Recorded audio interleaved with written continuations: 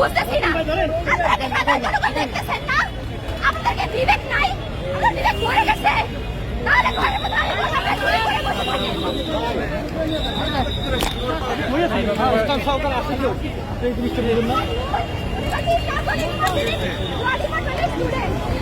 ভাই